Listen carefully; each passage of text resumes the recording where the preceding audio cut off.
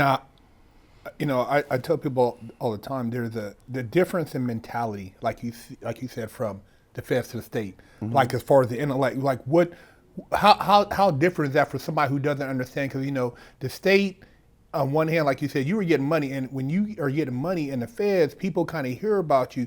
Plus, you know how to articulate yourself, and you run in circles. It's a different level of respect. Which in the state, it's just a different type of. Some of these guys they never seen 1,000. So it's like and when they see somebody they think is square or soft, because I know I had guys talking like, oh, if you talk proper or you carry yourself a certain way, Hmm. they underestimate that. Hmm. So what was your experience when you were, once comparing the mentality to what you seen in the state compared to the feds? Um, it's it's real different because it's different, but not too much different. Because when you look at the feds, a lot of these young guys, which is so unfair to them, they're getting locked up behind these guns, and they're giving them a whole lot of time. It's a whole lot of time. And when they come in there, they not really coming in there with money. No. They coming in there because they have some heat on them. Because they trying to protect themselves.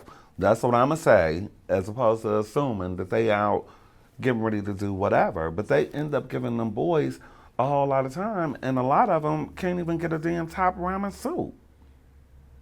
So the state is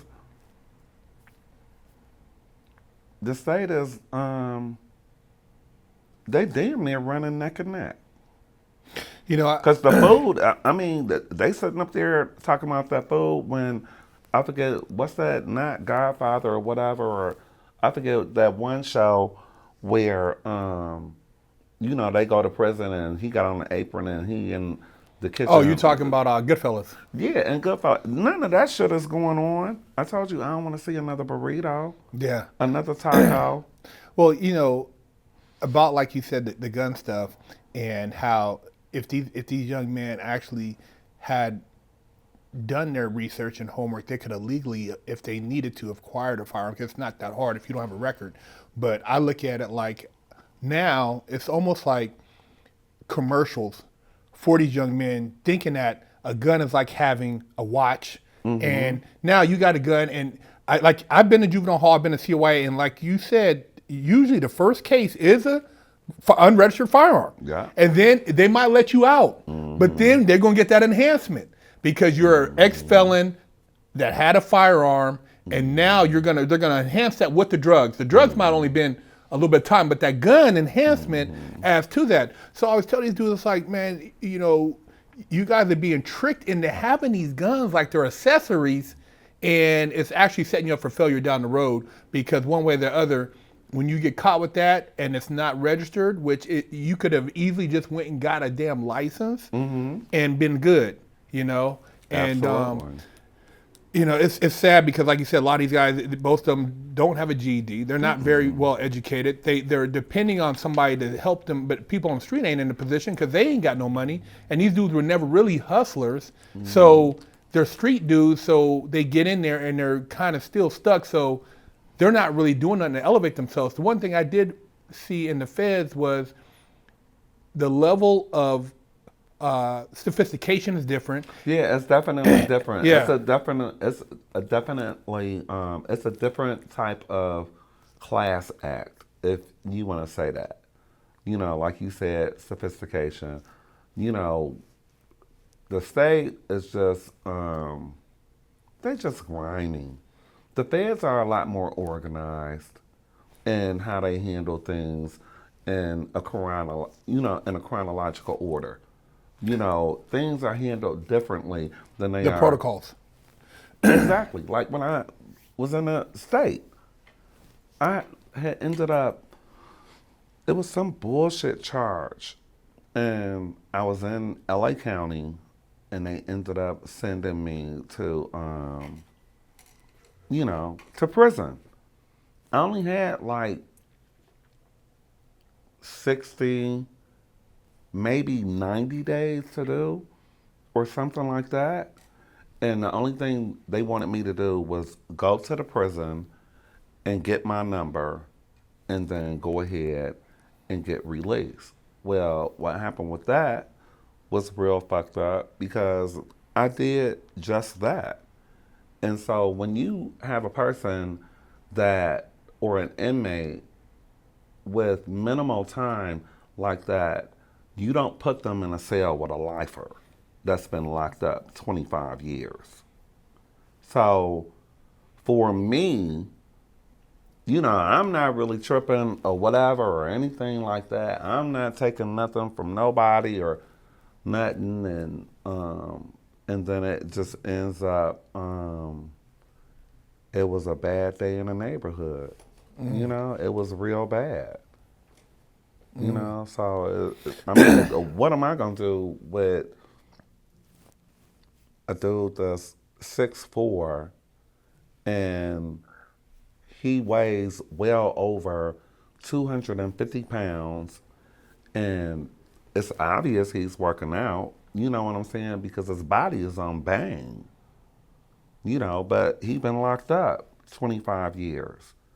So I was not familiarized or intuitive to know what I know now that, shit, I ended up being sex trafficked because you could have easily put me in a FCI, in a level 1 or a level 2. Why would you put me in there with the lifers? That means that they always have a list of all of the queens that get off the bus, and they put them in reception, make sure that they get tested properly, and then they're supposed to disperse us, especially if we don't have like no major time. I didn't even have a year. You should never went to the pen. Well, they put me in the cell with the lifer. And that's what happened. And it was real bad. And at that point in time, I mean, what am I going to really do? I'm going to sit up there and fight this big ass motherfucker or whatever. Only thing I could do is really submit. Because I don't want to get more fucked up than what I'm about to be.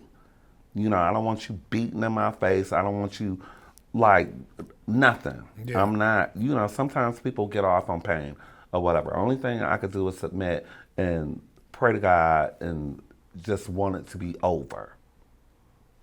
So. Yeah, it's the way they run that state setup as far as like the rehabilitation aspect.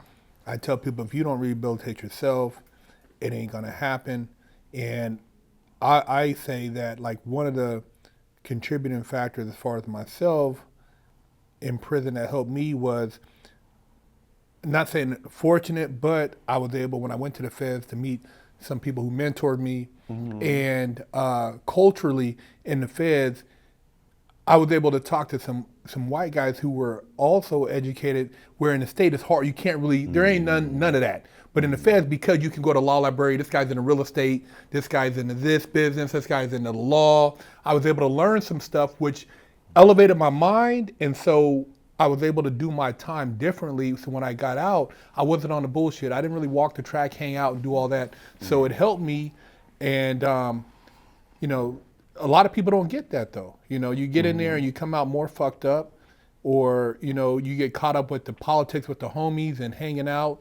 So a lot of times the rehabilitation factor is not there, and unless you can kind of break that mold, which it takes a strong person to kind of separate yourself from that, because people expect certain things of you, like come hang out, you got to hang out, you got to do this, so it's not just going to prison. Everybody thinks they see you got cell phones in there and they spread, and it's I some did bullshit. not want no phone at all. I didn't want a phone, period, whatsoever. Only thing I wanted to do was to get out. I ain't want nothing to hinder that. I did have one experience that was bad, and I guess it was kind of bullyish. I had just gotten a lung pock. So when I got to Lompoc, the next day we wake up and so we go to chow. So they basically let me know where, we eat as far as the blacks because everything is so segregated. Mm-hmm. So I end up going to chow. And I sit where the blacks are. So there was this one guy, this older guy, and he was like, you, you ain't supposed to be sitting over here. You need to go sit over there. And I said, go sit over where? He said, over there. So I looked. It's like, I don't want to say, well, it was weird to me. It was weird people. It was like, they had different gay people, they had different trannies, then they had like the pedophiles mixed in, which I am definitely not with no type of pedophilia or anything like that. And I said, what? I said, that's the black table, right? And he said, yeah. So the dude jumped in. He was like, nah, she could sit here and she could eat and we going back and forth. I said, look, let me explain something to you. I'm official. I said, I don't know what's going on with you, but you could go and get your paperwork and I go and get mine. I said, because I'm on the case by myself. Come to find out, the nigga was dragging, giving us paperwork and everything. They turned around. He's come bringing his PSI report.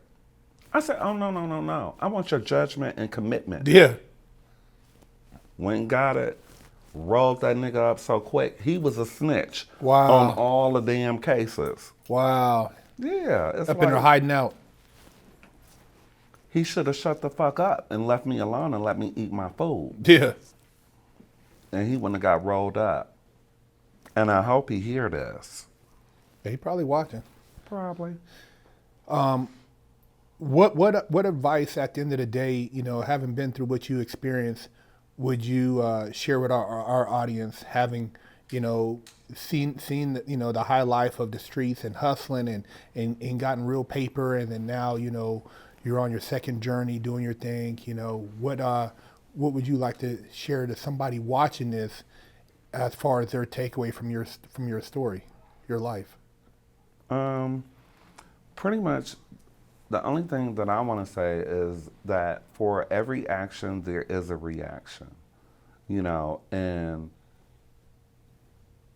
it looks good and it ends up being good, but if you can't stand 10 toes down on what's going on with you, then don't even fuck with it, especially if you're getting ready to bring anybody else into the equation, because that's the new thing now. Everybody they praising the snitches. I know, it's crazy. That's what they doing. The code ain't the same. Oh yeah, I had a bitch off of Love and Hip Hop sit up there and tell on me, and sent me back. Damn. Yeah, she's real terrible. Wow. Yeah, and she hate every time I mention her name. Wow. And they be running, and she like, yeah, I get the Crips and I get the Bloods, and I'm like, neither one of them should be fucking with you. And if they fuck with you like that, then that's on you. Only thing you need to do is look at the prior videos that I've done, Cocktails with the Queens. You'll see who I was talking about. She's a snitch. And then any of them, just look. You'll see her in the movie. Let me show you. Yeah, the integrity, me and a friend of mine was talking about that, and how these youngsters, they're going on Instagram, they telling on themselves, everybody wants to, get likes and follows and all this stuff now. It ain't, I don't care nothing about that shit is, the way I grew up, it's like you knew somebody was doing something, but then you didn't know they were doing anything because they never talked about it. I never talked about it, and that's the only reason why I had a long run. I started hustling from 92, 93, and I got indicted in 2009. That's a pretty good run, I would say, wouldn't you? How many years is that? More than 20. Well, the one thing I take away from your story is that you kept a tight circle. You didn't have a bunch of people in and out your life as far as like random people that were trying to get close. And that's the thing, as you become a better judge of character, a lot of times you see that you don't have a bunch of people around you anyway. I see people taking pictures like they got 30 niggas. I'm like, damn, that many? No, that ain't really pure. You don't 30 dudes. That ain't like you said. Ain't everybody can stand on their toes like that. So Yeah. as you get more, I feel like at a certain level of the game, your circle's really small, and the less people that know really what you're doing, the better. But times have changed, and it's not the same. And I try to put out subtle game. I know a lot of people, want to entertain and brag about stuff, and I don't really try to glorify any of this stuff because I hate when I used to see, people roll, oh, the homies is here. It's like, it was depressing. You see a bus roll up, it's like, I want to go home, man. I don't, you get excited because dudes, oh, this so he's showing up. He got a fresh 10, fresh 15, fresh 20. Oh, what's going on the street? They doing the same shit. I'm like, this shit is crazy. You guys are excited about this? One thing I did not like and what I did not appreciate, and I think, or how I feel,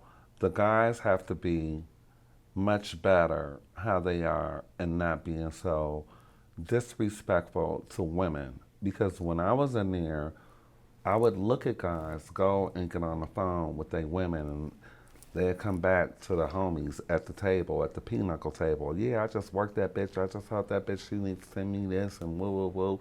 And then I just called the other bitch. That right there, we don't even gossip like that. Bitches.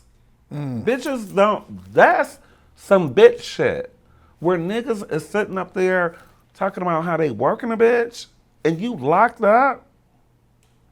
Nigga, like you in Spain building a company and you eating top ramen soups with fucking shower shoes on. And this how you want to talk about your woman. Yeah, I know. Because it's all a game. Yeah. I don't fuck with no niggas, nothing like that. Yeah. At all. I seen dudes talk to their mamas like that because they own on the gambling table. It's nothing to brag home about. So, yeah, I think that's a... No, it's terrible. It's really terrible the way they sit up there and they talk about women and everything and, she doing this and she doing that. Whatever is going on privately with y'all, whatever it is that she putting on your books, that should not be a moment of flossing. I don't know what the fuck that is. That's some goofy ass, ignorant ass shit where you not accustomed to having.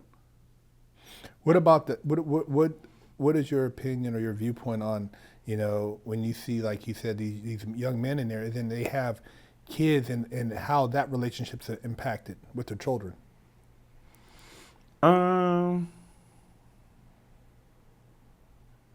It's stressful, especially if you in a visiting area and it's time for the visit to be over, and the child is not performing. The child is just emotional because the child does not understand why daddy is not coming home with them, and so it ends up being a breakdown between the child and him and the mother and whoever else is around there. Like it takes a village to raise a child. And it's awful when the dad cannot be a part of that village to let them know, it's okay. I'm coming home. If ever coming home. And this is how you have to see them. It's a limited amount of time. I'm sure like if you have a son, then it's kind of like you want that baby with you. He don't want to leave you. He not going to understand like what's going on. So I saw that, and the only thing I could think was, or say to myself, I'm so glad I don't have no kids, and I'm so glad I don't have no man.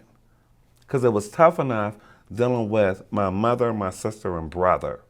I couldn't even imagine having children or a significant other. You know, which all them niggas, they fell to the wayside anyway. All the cars I bought, all the apartments I bought, all, you know. But still, you know, it's difficult. That was very impactful. Only thing I could say was, by the grace of God, there I go. Yeah. So what could people expect for you in the future, and what's your social media stuff? And we're gonna have the links in the description. But how can people find you on social media in there? You could go to on Facebook. I'm Dwen the Diva, but if you put up Dwen Curry, which is just think about it like this, you guys, going with the wind. So it's D is in Delta, W is in Whiskey, E is in Echo, N is in November, and then the Diva, THEDIVA, and that's on Facebook, and then on Instagram, same thing, Dwen the Original Diva. So you look at Dwen the Original Diva, then those are my posts. But the movie will be out this year. Okay. All right. So you guys can stay tuned. We'll have social media links in the description. Big Herc 916, fresh out, Dwen the Diva. You know how we do it.